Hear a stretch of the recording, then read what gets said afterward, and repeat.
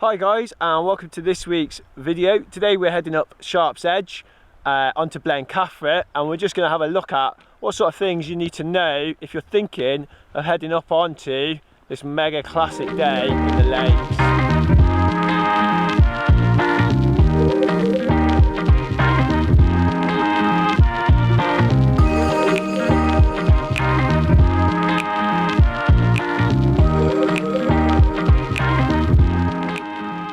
Okay, cool. So we're just at the foot of Sharp's Edge here on Blencathra, and up until this point the track itself is really easy. It's about sort of 4 kilometers in distance from Scales, and I guess it's sort of impossible for me to say how long that would or wouldn't take somebody, but genuinely I would sort of go at a legible pace, somewhere around 45 minutes to an hour. Obviously you're in the mountains, so you are going to need to make sure you've got a map and compass, but up to this point it is really good tracks. As you sort of come off onto this point, you'll sort of get your first view of Sharp's Edge. Sharp's Edge is a technical grade 1 scramble, and in actual fact I think it catches quite a few people out. It is really worth coming on here and knowing that you're going to be okay and that you're not stepping out of your comfort zone, at least too much anyway. Unlike Striding Edge, I think that this is actually harder, and it doesn't have that sort of like safe path that Striding Edge has, where you can miss a lot of the technicalities out. Once you're very much on the ridge, you're on the ridge. Alfred Wainwright described Sharp's Edge as a razor that is sharp enough to just have a shave with, and it really is. Personally, I don't come anywhere near this in high winds or wet, when it's been raining or if it is forecasted, partly because the rock can be extremely slippy, and it can be or is a dangerous place to come and visit. So if you are up here and you're unsure, it is really worth just spending your time looking out, doing a bit of research, checking the weather. You can always contact us, alright, and we can sort of help out and give some advice on that as well.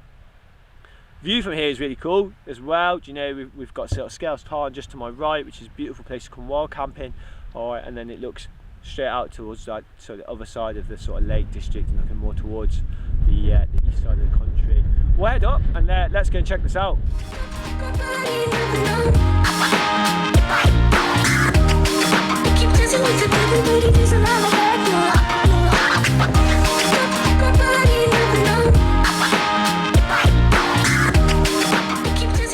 Okay, so we've just reached what I call Flat Ledge, and it's about 50 metres from the start of Sharp's Edge, and for me, again, this is sort of like where the technicalities of the ridge actually really do come into light, and you can sort of see behind me, okay, what you've got sort of coming.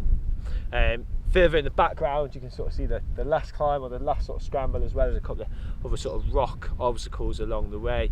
That said, at this point I'll sort of have a bite to eat and sort of just take in the view, because if you're really lucky like today, you're going to get this uber epic view just like today.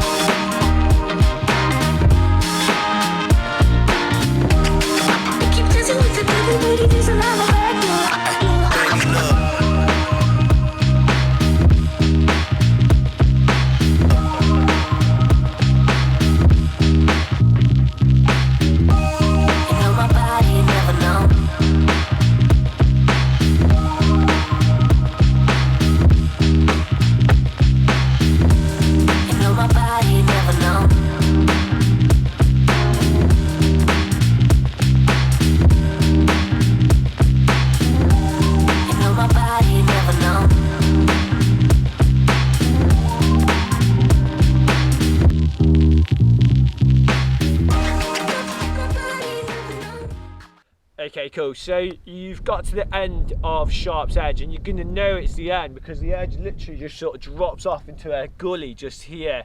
Okay, and what you've got, okay, straight in front of you is quite a steep wall. All right, there are a couple of options up this. All right, the first way is the slabs, which is quite hard, I'm not going to lie, and I've personally just avoid it, especially when it's wet.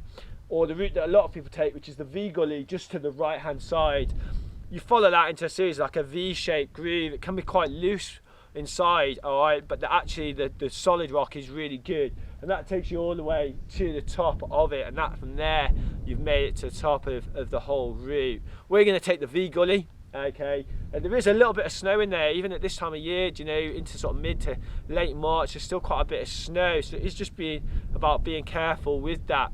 Obviously the other option is to sort of go, great, that was really cool, and then descend the way that you've just come. For us, we're going to head up to the top because the view looks like it's going to be pretty epic.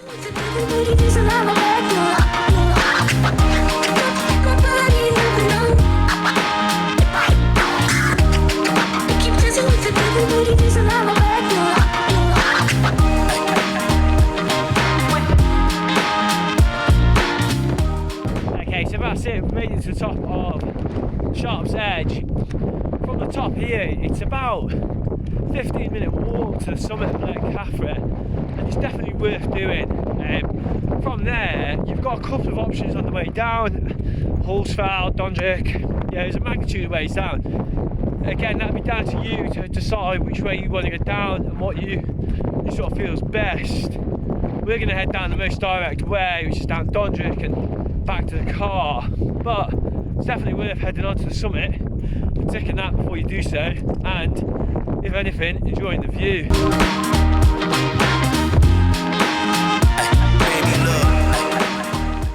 Okay, so we're just coming off Blencathra. In actual fact, we're just nearly at the car now.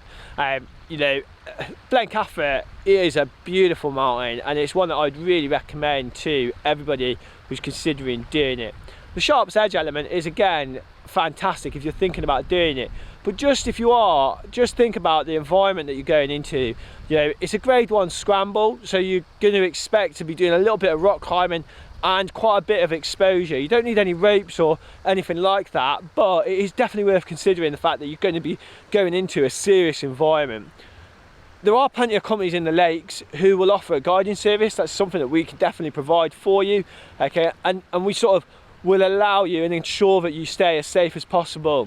That said, if you don't want a guide and you just want to ask a couple of questions about the day, I'll leave a link in the description and you can sort of drop us an email or a phone call, and we'll be able to sort of offer you a bit of advice about a day based on the conditions at the time. If you want to just leave a comment as well in the description about the sort of things you'd want to see, you know, whether that's Striding Edge or Scarfell Pike days or anything like that, leave a comment, let us know the sort of things you'd like to see. That'd be fantastic as well. Let us know if you've done it. Give us a thumbs up if you have done Sharp's Edge and what your experience was like. And then, of course, as always, if you could please just hit the subscribe button, that'd be amazing. It means a lot to me personally, and it just adds value to the content. Stay tuned, and hopefully I will catch you on the next video somewhere.